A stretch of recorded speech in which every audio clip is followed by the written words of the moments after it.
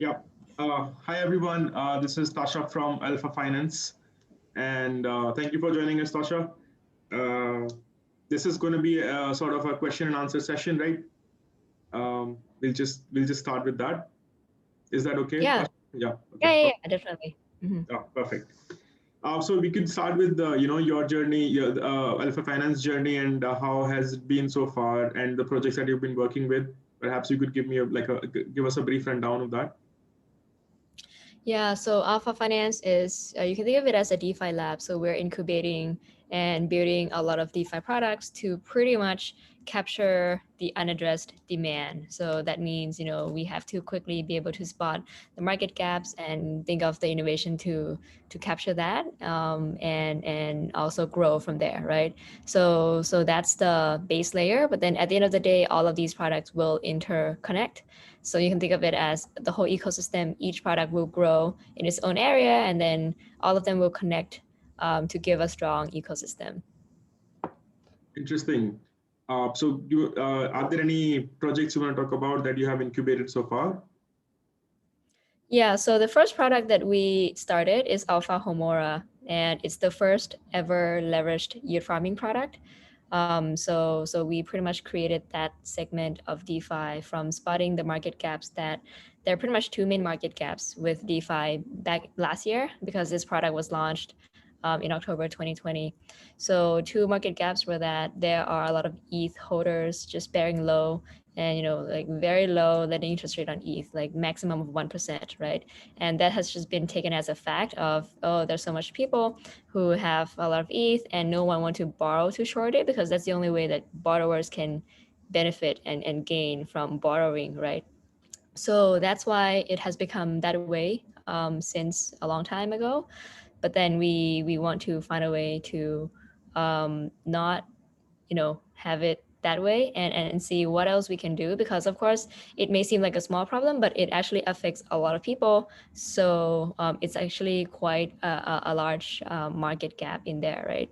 So that's the first thing. The second thing is that from the yield farmers side, which has been these yield farmers have been seeing the yields coming down since June, July last year, that they were used to like 3 and 4 digit APY, right?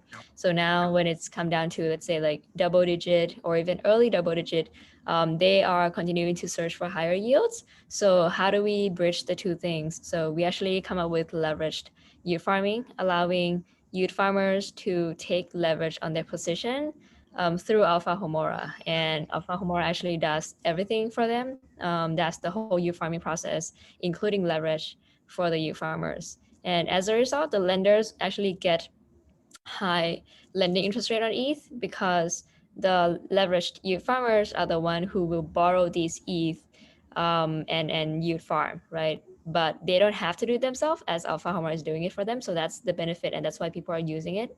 And as a result, the lenders typically they get about 8 to 10 lending interest rate. Sometimes it can go beyond 10%, especially when the utilization rate goes really high, right? But this is generally like 10 times or more higher than typical lending rate on ETH.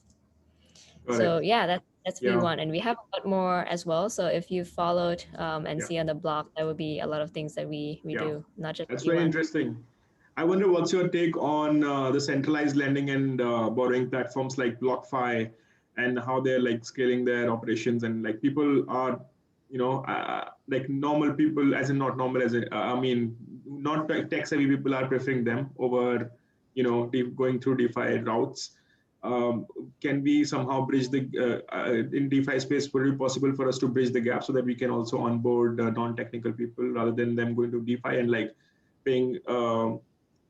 I think they allow only 50% of collateral. If you can put one Bitcoin, you can probably borrow a half Bitcoin. I think the rates are outrageous for borrowing. Yeah, I think there are pros and cons for having CFI lending and DeFi lending separate and not separate. So I think just depending on how early or mature the industry is. So the way that I think of it is that CFI not putting assets in DeFi and exposing the funds on smart contract risk. actually puts more, more peace of mind to people who are not ready to go into DeFi yet. So I think that's definitely one of the reasons why people are more willing to, jump from traditional finance into a bit of crypto, and enter through CeFi lending, right? So Yeah. I think there's some nice thing about it, and I think it's more of the progression of the industry that relies on when that linkage between CeFi lending and DeFi lending is gonna be. But I think as DeFi security matures, which is what we're going to help out a lot as well, then that progression can continue a lot faster. Makes sense. Yeah. Um, so right now, what would be your take on Ethereum high fees and everything that is going on that's keeping a lot of people on the bay and not wanting to invest? Going through the DeFi route, they would rather have through CeFi, because just like the fees is right now just too much. Mm-hmm. Yeah, I think this is also a natural progression of the industry maturing. So this is actually a good sign. Would definitely want to go through it sooner than later. So good thing that we're going through it now, and we're all, all the developers mindshare are helping to figure and solve that problem out, right? So the way to think about it is that, yeah, going to CeFi lending definitely is one of the solution, but then at the end of the day, there will be scaling solutions that will grow DeFi out, be it grow on Ethereum, be it grow across, various L2s or various L1s, until we reach another mature state of DeFi. Then, that would be the more attractive place to put your funds. And this is also a more, I would say, scalable way to grow industry as well. So definitely gonna be interesting going forward. Exactly. I mean, because right now 98% of all DeFi projects are on Ethereum. Do you see that progression happening sooner than rather than later onto L2s or L1s moving forward in 2021 this year? Yeah, I think this year, towards the end of the year, we will already know, which L1s and L2 should survive or not. So I think towards the end of the year, we're definitely gonna see pretty Yeah. clear picture on that. And I think a lot of L1s and L2 as well are pushing a lot of adoption through onboarding various tools, developers tools in particular, um, as well as the foundational protocols on their platforms. The foundational protocols, meaning lending protocol, AMM trading protocols. So those are considered, the foundational layers. Yeah. And once we have those set out, then of course we can do more like advanced things. Yeah. Are you putting on your money on any of the alternate L1 L2s? Are you bullish on any project that you can talk about? Like I can remember like on top of my head, but I'm not sure how well they're doing right now. Mm. I mean, I am usually am very open, right? I don't want to make a final conclusion without knowing all of them, because I think that can lead to the wrong Right. understanding. But I think what stands out on several things are not on the L1 or L2 itself, but more on the projects and people coming out from Ethereum actually, being open-minded to join other ecosystems. And I think we need more of that. Not, doesn't mean that to take the Ethereum development mindshare away, but I think it's more of having the bigger picture of the whole DeFi landscape, being on multiple chains, and I think that's how it's gonna grow, Yeah. and can be even better for everyone. Yeah, Yeah. so it's not gonna be like, hey, you're in from that group and I'm from this group. So it's more of Yeah. we're in the same group, trying to grow this out. Interesting. Yeah. So the previous speaker I was speaking with, and he was pretty confident that that these problems of DeFi high fees will never go away, because even when they move to Ethereum 2.0, the more traffic will come on Ethereum, and the traffic problem and the fees problem is probably always going to be there, which is why moving on to other L2s and L1s is going to be the option for everyone to go for. But we'll see, I guess, how that turns out. Yeah. Um, so I have some questions coming in, if you don't mind. Is Alpha Hamora a pun on the Alhambra spell from Harry Potter? Yeah, that's actually where the name stems from. Yeah. All right. Great. How is Bitcoin's bull run impacting DeFi? As someone was asking. I think it impacts a number of things. One, it whenever DeFi, I mean Bitcoin goes on a bull run, then the altcoins go on the bull run too. So that means the yields are quite high in DeFi, as a lot of the yields are coming from various farm tokens. Let's say if you provide liquidity to SushiSwap, then the Sushi token is worth more than before. So you know that definitely has an impact. Another thing is I think just having the whole market being on a bull run in general just makes people, even outside people, more interested about it. So as a result, it makes the whole ecosystem more active, more events going on, more people interested in it, more talents wanting to join in, more talks like this. So I think definitely is a good thing for not just the price itself, but on the whole ecosystem. Yeah, absolutely. Is yield farming sustainable in the long run? I think that depends on how people determine long run, right? And I think 1 year in DeFi can be, you know, 5 years elsewhere. But at the same time, whenever we find the incentive structure that has been unlocked, it is impossible to lock it again, right? Like in our opinion, yield farming is the incentive structure that has been unlocked. So it will only go away when all the projects decide to not do yield farming altogether, because whenever there's one project that does it, then you know according to logically speaking, it makes sense to put your funds there, assuming all the risks stay the same, right? Then that means that the other projects that don't do incentives may miss out on a lot of things that they want to achieve. Maybe it's bootstrapping liquidity, maybe it's something else, right? So I think as long as AMM DEX will still be a key part in DeFi, then I think yield farming will also be the incentive structure that will allow various projects to bootstrap their community. Yeah, that makes sense. Yeah. Okay, next question. How reliant is DeFi on Ethereum currently, and how hard would it be to shift platforms? Can the DeFi market overgrow to be bigger than Ethereum itself in the future? Mm, yeah, I think I think DeFi is going to grow beyond Ethereum. Ethereum will be the key component of DeFi, and I think how DeFi has grown from 700 million total value lock in beginning of January 2020 to 4 billion in January 2021. That just speaks so much to the Ethereum development mindshare, right? And I think going forward, that development mindshare will help build out the other ecosystems as well as more projects become multi-chain and cross-chain. So I think that's gonna the mindshare will flow over, but still be on Ethereum too as they embrace multi-chain. So I think that's definitely going to be the case. Yeah. One question. What is the biggest bottleneck for developing DeFi applications right now? It's the audit. If you Yeah. want one of the top firms, the wait time is about 3 to 5 months. So Wow. definitely have to plan ahead. Yeah. So yeah, and I think this is one of the things that we as in Alpha Finance Lab is looking to innovate as well.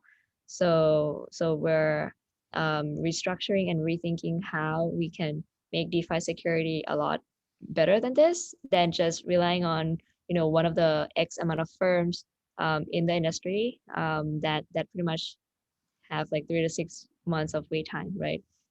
So one of the things where we have started doing is doing more peer reviews constantly. So making sure that audits are definitely not enough. So even though you already have got audits from medium firm or the top firm, it's still not enough. So making sure we do constant reviews. So peer reviews will help. There's also a system called Reviews DAO allowing security researchers, developers to check out various projects that are looking for reviews and compensate for reviewers as well. So I think that is one thing that the whole community can help each other. Another thing, of course, is making sure that we do bug bounty program that actually work. So it results in fewer of exploits going forward, right? So typically, bug bounty program um, has some caps. So let's say like a maximum of like 100 grand of rewards. But if the exploiter actually saw something and can run away with a bunch of $1 million, then definitely doesn't make sense to become white hacker, right? Unless they are morally inclined to. So we're restructuring and rethinking on that as well, of how and what kind of bug bounties program are needed to match this growth of DeFi that we've seen in the past. Yeah. So, how reliable are these audits in general? Because I was reading wasn't there was a DeFi platform that was completely audited and got hacked also, as compared to like something like BlockFi putting the funds in the Gemini Trust. I mean, if we can like, compare the both, like what would be more secure in your opinion? I think there are two different animals. I think smart contract risks are quite tricky because whenever it's open source and DeFi is a global market, then this is pretty much open to all eyes globally, right? So that's definitely quite stressful. And audits are definitely not guarantee that there will be no exploits or anything. And even audit firms, there are different tiers of audit firms. So, uh, people are quite aware which ones are, where in the tiering system. So by looking at the audit firm, you can already see how secure or not this protocol is. Right. Yeah, makes sense. Yeah. All right, I'll just take the last question then. Will Ethereum 2.0's launch have an impact on the kind of DeFi applications we are seeing these days? Are Sorry, they can going, you repeat that one? will Ethereum 2.0's launch have an impact on the kind of DeFi applications we are seeing these days? Are we going to see like completely different DeFi applications altogether after Ethereum 2.0 comes out? I think that is possible, but it will take a few years, in my opinion, for ETH 2.0. And as mentioned, 1 year in DeFi is like 5 years elsewhere. So that means another 10 year typically. So definitely the whole DeFi landscape would have changed already. So I think we have to look again then how Right. the DeFi landscape is to see how it would change. Yeah, we have all been waiting for Ethereum to, I don't know, like for the past 3 years at least. Now I can remember 3.5 years, and every year it's coming next year. So I'm sure it's not an easy easy thing. Just one last question on Zoom. What do you think of what do you think? How can we decentralized industry use in DeFi application to use DeFi in day-to-day life? Basically, how we can use DeFi in day-to-day life if that's in the future possible at all or not. I think that definitely is possible. And we have to go through a bunch of hurdles that we're figuring out in DeFi first. And if you think of it, is that, there are two ecosystem in the world now, right? Like the actual world and DeFi world. So when we want to push towards having the two worlds merge, we need to make sure that, both two worlds are speaking the same language and on the same level. So I think in my opinion now DeFi is really, really young, like a baby. So definitely need to grow the immune system a lot more to be able to get into the germs of everything in the actual world, right? So DeFi security is definitely one of them, and scalability is another one of them.